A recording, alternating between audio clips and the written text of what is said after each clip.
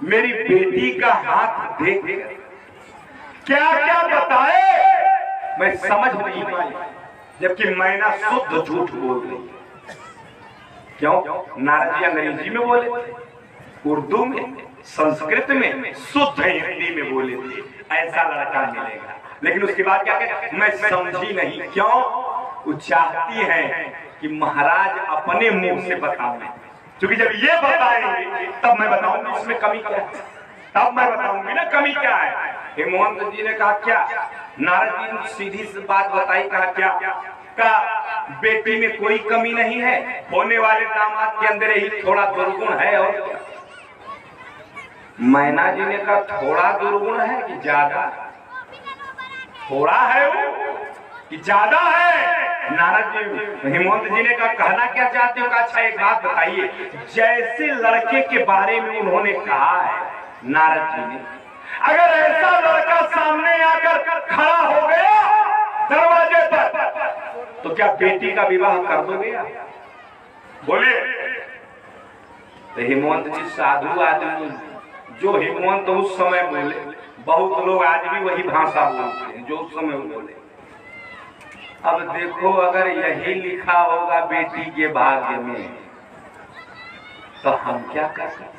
अगर बेटी के भाग्य में यही लिखा होगा तो हम क्या करेंगे? भाई ऐसे लड़का मिलेगा?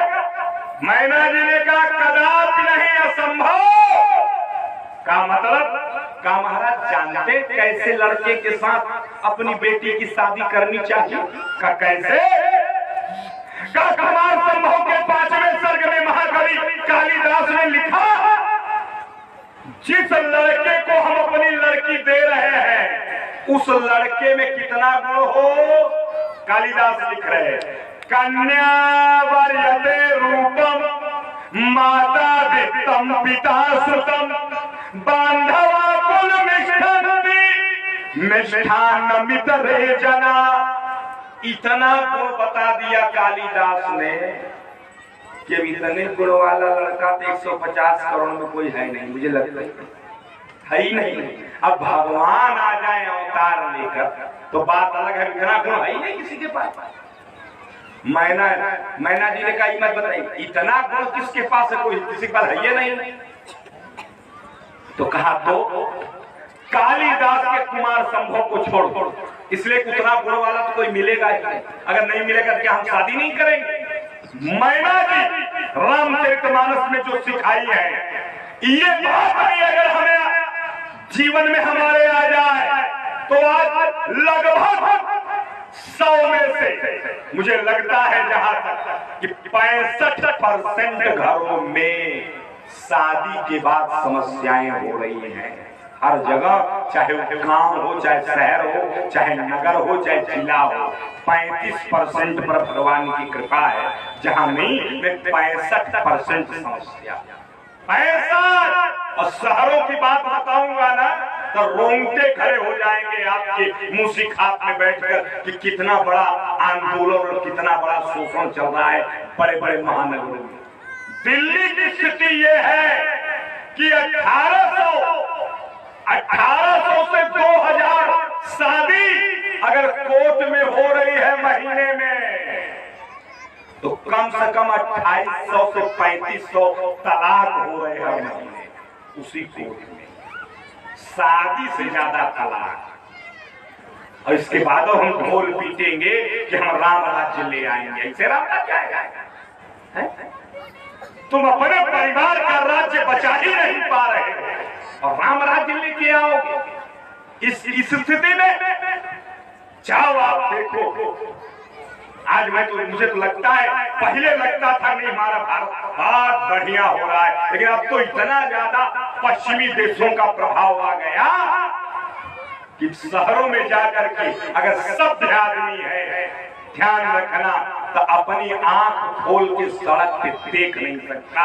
ये गंदगी दिल्ली, मुंबई, चेन्नई, बेंगलोर, हैदराबाद, चंडीगढ़, हरियाणा ऐसे जगहों की हो चुकी है। अगर थोड़ा भी उसकी आंखों में शर्म बची है तो देख नहीं सकता, देख ही नहीं पाएगा। ऐसी स्थिति यहाँ टीवी मोबाइल में लोग चुपके से देखते हैं और वहां रियल में हो रहा है। रियल में होता है हमें देख देख, कष्ट होता है इनकी ये स्थिति। और इसके बाद हम शरीफ हैं, यही शरीफता की पहचान है, यही पहचान है जो आप कर रहे हो। ध्यान रखना, बुरा मत मानना। बताऊंगा नहीं कहानियां इसलिए कि बताऊंगा राम कथा के मंच से भी अगर गलत बात निकलेगी तो आपके मन मस्तिष्क में सही बात भले न बैठे, वही गलत बात घूमेगी तो परिणाम उसका गलत होगा, इसलिए बताऊंगा नहीं। लेकिन स्थिति बहुत विचित्र हो रही है समाज की। आज मैना कह रही महाराज मेरे विचार से, और मैना नहीं कह रही, मैना के रूप में तुलसीदास कह रहे कलयुग के लोगों को कि ऐसे ही शादी करना बेटी की। कैसे? मैना ने कहा मेरे विचार से 3 चीज देखो और 3 चीज देखकर विवाह करो। क्या क्या? बोल जाओ घर पर कुल होई अनोपा तो करिया सुता अनुरूपा। 3 बात विचार।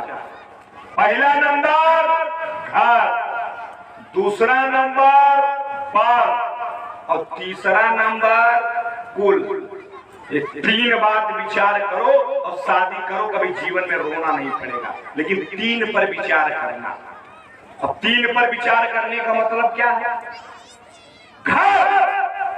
घर सुंदर होने का मतलब घर चाहे गांव का हो चाहे शहर का हो, इतना बड़ा जरूर होना चाहिए कि शादी के बाद इस घर में मेरी बेटी को रहने के लिए एक कमरा अलग से होना चाहिए। इसकी जानकारी परिवार को शादी के पहले होनी चाहिए। इसमें है कि नहीं? नहीं शहर की तरफ हो काम गड़बड़ हो जाएगा ना। लक्ष्मी नगर है दिल्ली में, हमें तो सब प्रैक्टिकल ही याद आने लगता है, हम करें क्या? लक्ष्मी नगर है दिल्ली में, उस दिल्ली लक्ष्मी नगर में हम कथा कहने जाते हैं 5-7 साल से। जहाँ रहते हैं वहाँ ऐसे ऐसे मकान बने हैं कि हम कह नहीं सकते। जितने बड़े में मन चाहे इतने बड़े में 3 बिल्डिंग खड़ी है 5-5 मंजिल की। 3 मंजिल पे दुकान है, ऊपर कमरा है। तो कितना बड़ा इसमें 5 मंजिल का मकान बना होगा, कितना बड़ा रूम होगा आप सोचो। हम बताएंगे नहीं कि सोच लो भाई। दिल्ली में इंच की कीमत है, इंच फीट की नहीं, इंच में इतना महंगा है दिल्ली। इंच एक जगह वहां कहानी हम सुने कि महाराज दूसरे का मकान देख के शादी कर दिया उसने। क्या दूसरे का मकान दिखा के शादी कर लिया? जब लड़की आई शादी करके कि भाई हमारा कमरा कहाँ है, तो कह रहा है 5-6 दिन रुकना पड़ेगा। 5-6 दिन रुकना पड़ेगा। कहा क्यों? कहा कमरा किराए पर लेने के लिए आवेदन दिया हूँ, कमरा ही नहीं खाली। अच्छा तुम्हारे पास मकान नहीं है, तुमने शादी कर लिया?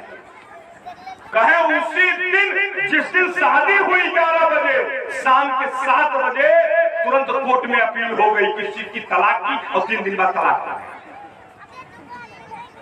ये स्थिति तुलसीदास 560 साल पहले लिखे हैं जो आप सुन रहे हो। वो पागल नहीं थे, वो आज की घटना उस समय देख रहे थे कि यही होगा कलयुग में। इसलिए पहले ही सचेत कर दिए कि क्या क्या देखो तब शादी करो। अब भाई आज भी मैं तो इस मामले में बहुत अच्छा मानता हूँ कि हमारा गांव समाज छोटे जगह आज भी अच्छे हैं। कम से कम यहाँ बहुत बड़ी धोखेबाजी नहीं होती, छोटे स्तर की भले हो।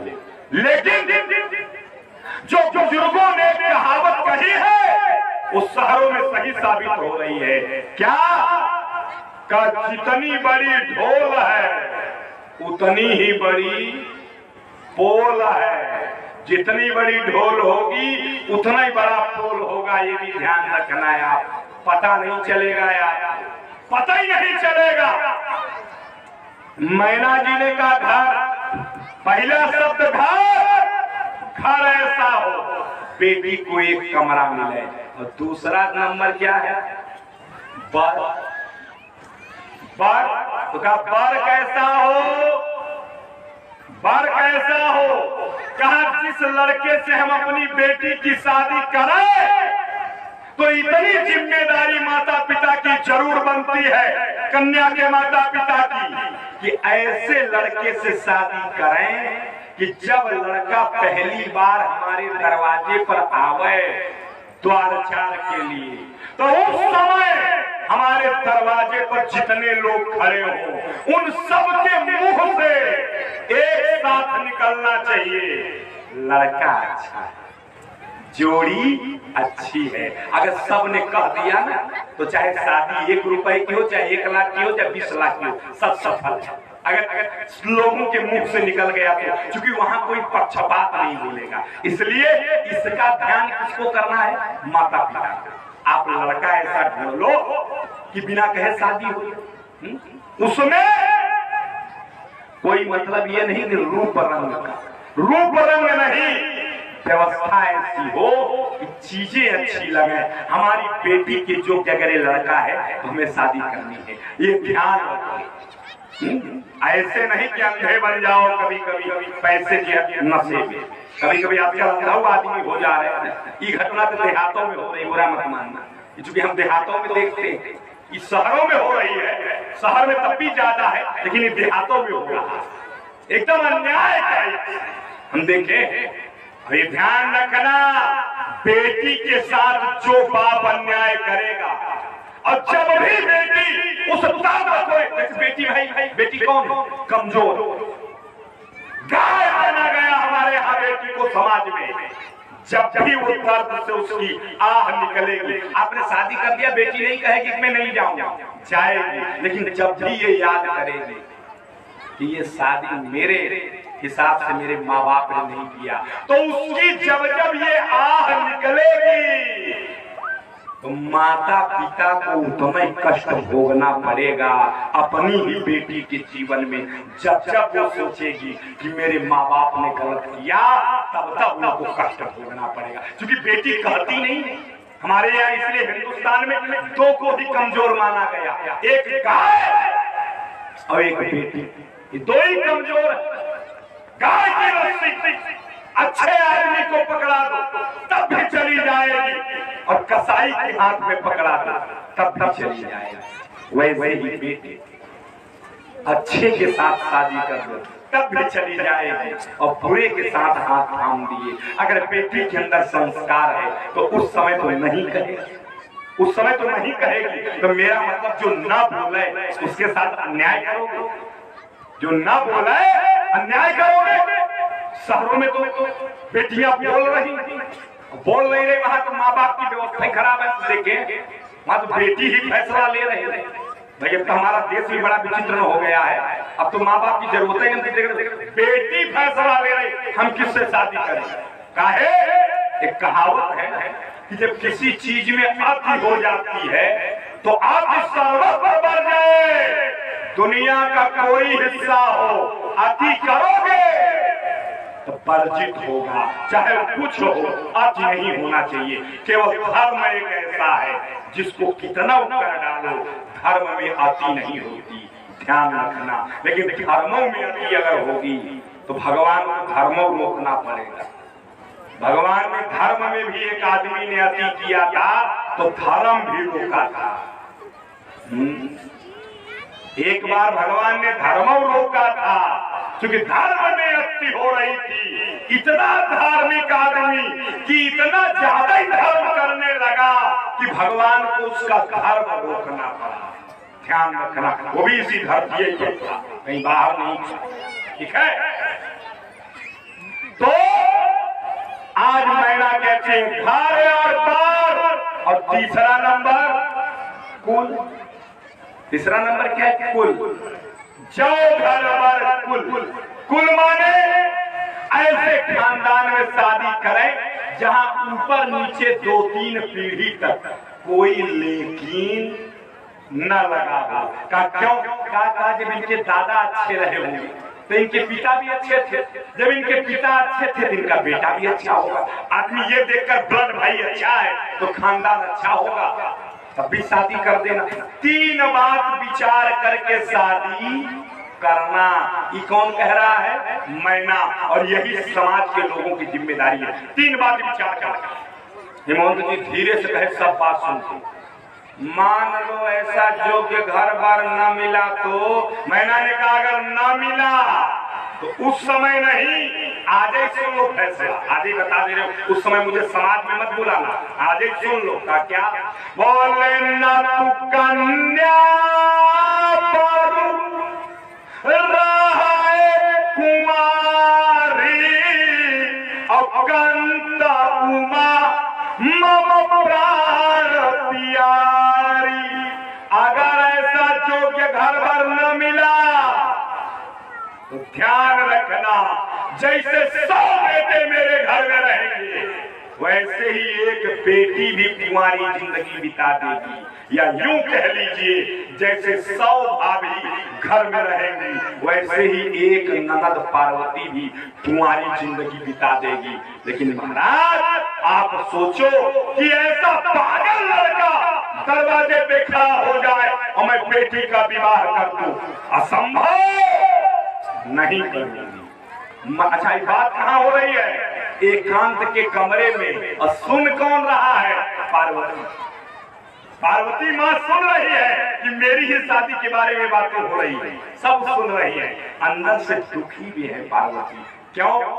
पार्वती जी सोच रही है जो मेरे माँ बाप की हालत है, दुनिया के हर घर में हर बेटी के बाप की ऐसी ही हालत होती है।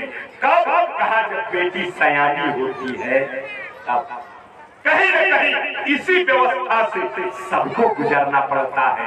मैना जी कह रही है, हेमंत सुन रहे हैं। तब तक मैना जी एक लाइन और आगे बढ़ी, और जैसे ही बढ़ी कांप गए हेमंत, और बढ़ी नहीं, उसको क्या कहते हैं? बोली में बोली मारना। बोली में बोली, जैसे कभी कभी कोई बात ऐसी होती है ना, आदमी व्यंग करता है, बोली में बोली मार देता है। वही मैना ने किया है महाराज। एक बात और ध्यान रखना का क्या? कह जाओ ना मिला ही पारा, गिर जाही जो तो गिर जा साजा, कहा हिसाब लो। अगर पार्वती के जोग्य लड़का आप न खोज पाए तो जानते हैं आपके बारे में दुनिया में क्या खबर फैले? का क्या? का सारे लोग कहेंगे, गांव वाले, समाज वाले, अरे लोगों की बुद्धि में पत्थर पड़ता है, लोगों की बुद्धि में पत्थर पड़ता है। ये तो स्वयं पत्थर का पहाड़ है हिमालय, इसमें इतनी बुद्धि कहा कि बेटी के जोग्य वर खोज सके। इसके अंदर बुद्धि। अब हेमंत जी को ये बात तीर की तरह चुभी। भाई आदमियों की हालत खराब है, दुनिया में कहीं और बेइज्जत हो जाए भले फर्क ना पड़े, लेकिन घर में पत्नी अगर कोई बात सही बोल दे और कहीं व्यंग लग जाए तो उसको लगता है कि क्या कर दे। अब जो पागल है बस उस समय लड़ाई शुरू कर देते हैं, जो बुद्धिमान है बेचारे हंस के निकल जाते हैं, जो ज्यादा गंभीर है वो तुरंत ही हरिद्वार चले जाते हैं। साधु साधु आदमी घर से होता है, ये भी ध्यान रखें। चोट लगती है जब पत्नी की बात से, तो साधु भी आदमी घर से बनता है, ये भी ध्यान रखना। हेमंत को चोट लगी लेकिन हेमंत बोले नहीं। क्यों? क्योंकि मैना जो कह रही है उस बात में सच्चाई है। ध्यान रखना यार। अब मैना समझा रही, हेमंत सुन रहे, बोल वही रहे हैं, पार्वती भी सुन रही है। तब तक मैना जी हेमंत से कहती है, एक बात और कहूं, कहा कहे अंतिम बात मेरी सुन लीजिए। का क्या? कहे कोई विचार पर करे हूँ विवाह, और जे न बहोरी होई उरताहू। बेटी की शादी बहुत सोच विचार के करिए, कितना बहू का मतलब का 1 साल की जगह 2 साल, 2 साल की जगह 3 साल, 3 साल की जगह 4 साल देर हो जाती है, हो जाने दो। लेकिन बेटी की शादी जल्दबाजी में मत करना। का क्यों? अगर जल्दबाजी में बेटी की शादी कर दिए बिना घर पर खानदान का पता लगाए, आपकी अनमोल बेटी उस घर में चली गई, उस समय नहीं पता चलेगा। वो दर्द जानते हो कब होगा?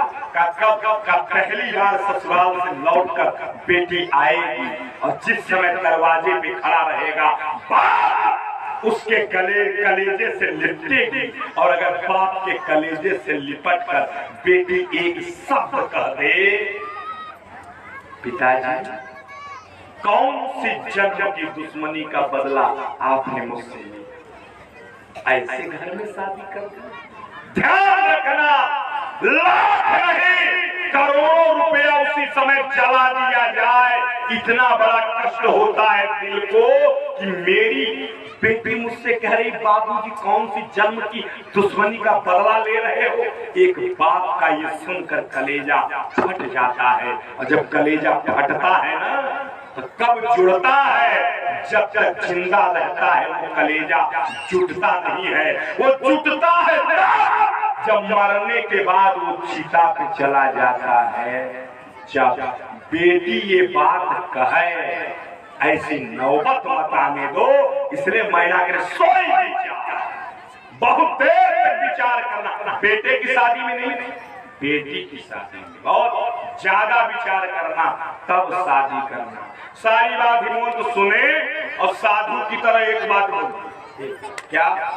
प्रिया सोच सब परिहार सुमिरा श्री भगवान, पार्वती निर्मय जय सोई करी है कल्याण। ए नहीं, तुम तो राम राम करो। अरे जिसने पार्वती को जन्म दिया है, पार्वती के होने वाले पति को भी उसने जन्म दिया है। समय आने पर व्यवस्था हो जाएगी। तुम राम राम करो। मैना गुस्से में चली गई। इनसे जब चाहूंगे कहेंगे राम राम करो। अब राम ही शादी करेंगे मेरी बेटी कि हम लोग देखेंगे? भाई हिमंत जी साधु में बेचारे राम। अब मैं पार्वती सुन रही है, अब पार्वती जी मन में सोच रही है, सवेरे उठकर मैं ऐसी बात बोलूंगी कि माता पिता का पूरा दर्द मेरी बात से खत्म हो जाएगा। अब पार्वती रात में जागकर अलग मंथन कर रही है, मैना अलग जाग रही है कि हिमंत तो समझ रही है। और हिमंत राम के भरोसे बैठ गए, सीधा बिस्तर पे गए और भाई राम भरोसे है, लेट गए। तब उनको लेटने दीजिए, उनको चिंतन करने दीजिए। चिंतन का निष्कर्ष क्या निकला और कैसे महादेव उस परिवार में आ रहे हैं, ये चर्चाएं शेष दिनों में धीरे धीरे आपके मध्य में होंगी। आज के क्रम में इतना ही। प्रेम से दोबारा भगवान का नाम, तत्पश्चात आरती प्रसाद और प्रस्थान। जल्दी से सभी लोग आरती के लिए भी तैयार हो जाएंगे भगवान का नाम लेते हुए। श्रीमन नारायण नारायण नारायण श्रीमन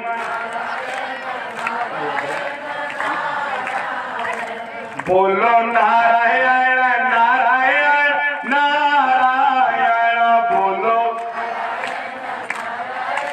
अच्छा एक बात का और ध्यान रहे, अभी हम आ रहे थे जब कथा में, जैसे ही आ रहे थे हमारे संदीप हमसे कह रहे वही, स्वामी जी एक बात पूछे, हमका पूछो। कहें अगर कथा बंद होने के 15 मिनट पहले प्रसाद बंटवा दें तो क्या बुराई है?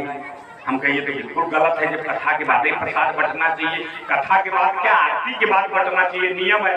कहीं नहीं स्वामी जी इसलिए नहीं कह रहे पहले बंटवा दें, इतना ज्यादा लूट होने लगती है प्रसाद की कि प्रसाद जहाँ सब जगह पहुँचना चाहिए नहीं पहुँच पाता, और कितना प्रसाद जमीन पे गिरता है। तो थोड़ा सा यहाँ कोई बहुत बाहर दिल्ली बम्बई से नहीं आया है, सब अपने ही लोग हैं। थोड़ा सा ध्यान देना।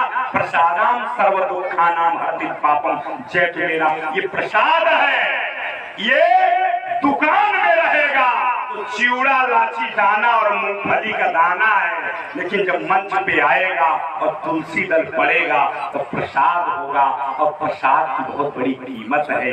उसको इस प्रकार से व्यर्थ न जाने दे, भले प्रसाद आपको देर से मिले ले लीजिए, लेकिन कोशिश करिए कि किसी के पैर के नीचे प्रसाद ना आवे, चाहे कोई हो। जैसे इतनी देर सब बैठे रहे तो 5-7 मिनट और लगेगा, क्या चला जाएगा 5-7 मिनट में। इसलिए जैसे इतनी देर बैठे रहे 5-7 मिनट में आरती प्रसाद ढंग से लेकर तब आप जाइए, शिक्षा लीजिए तो सही लीजिए, गलत नहीं। सब लोग अपने अपने स्थान पे खड़े हो जाए, भगवान की आरती प्रेम से गावे, आरती करें, इसके बाद तब आरती प्रसाद लेके यहाँ पे जाए। हे राजा राम तेरी आरती उतारूं, हे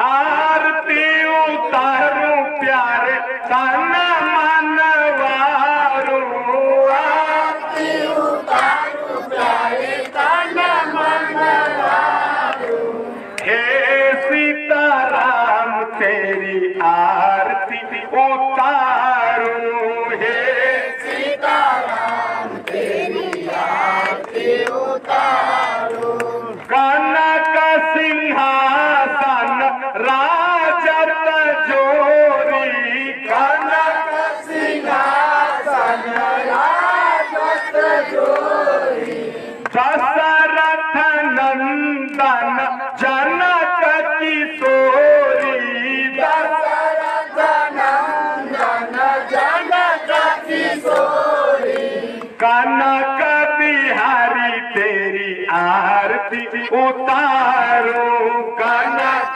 बिहारी तेरी आरती उतारूं, हे राजा राम तेरी आरती उतारूं, हे राजा राम तेरी आरती उतारूं, वाम भाग सोहत जग जननी, वाम भाग सोहत जग जननी, चरण विराजत है सुत अंजनी, चरण विराजत है सुत अंजनी, हे हनुमान तेरी आरती उतारूं, हे हनुमान तेरी आरती उतारूं, जय हो महावीर तेरी आरती उतारूं, जय हो महावीर तेरी आरती उतारूं, वृंदावन के रास रचैया, वृंदावन के रास रचैया, हे जसुदा के कुंवर कन्हैया, हे जसुदा के कुंवर कन्हैया, हे नंदलाल तेरी आरती उतारूं, हे नंदलाल तेरी आरती उतारूं, बाके बिहारी तेरी आरती उतारूं, बाके बिहारी तेरी आरती उतारूं, विश्वनाथ ममनाथ पुरारी, विश्वनाथ ममनाथ पुरारी, त्रिभुवन महिमा विदित तुम्हारी, त्रिभुवन महिमा विदित तुम्हारी, हे भोलेनाथ तेरी आरती उतारूं, हे भोलेनाथ तेरी आरती उतारूं, जय हो विश्वनाथ तेरी आरती उतारूं, जय हो विश्वनाथ तेरी आरती उतारूं, चरणों से निकली गंगा प्यारी, चरण से निकली गंगा प्यारी, पावन करती दुनिया सारी, पावन करती दुनिया सारी, उन चरणों को मैं सदा पखारूं, उन चरणों को मैं सदा पखारूं, हे राजा राम तेरी आरती उतारो हे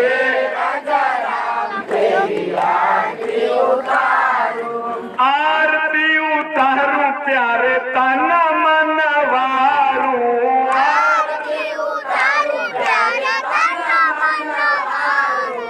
हे सीताराम तेरी आरती उतारो हे सीताराम तेरी आरती उतारो। बोलिए श्री सीतारामचंद्र भगवान की, श्री राजा रामचंद्र की, सत्य पुरुष भगवान की, सत्य सनातन धर्म की अधर्म का प्राणियों में विश्व का। बोलिए बाबा विश्वनाथ की। ओम नमः पार्वती पतये हर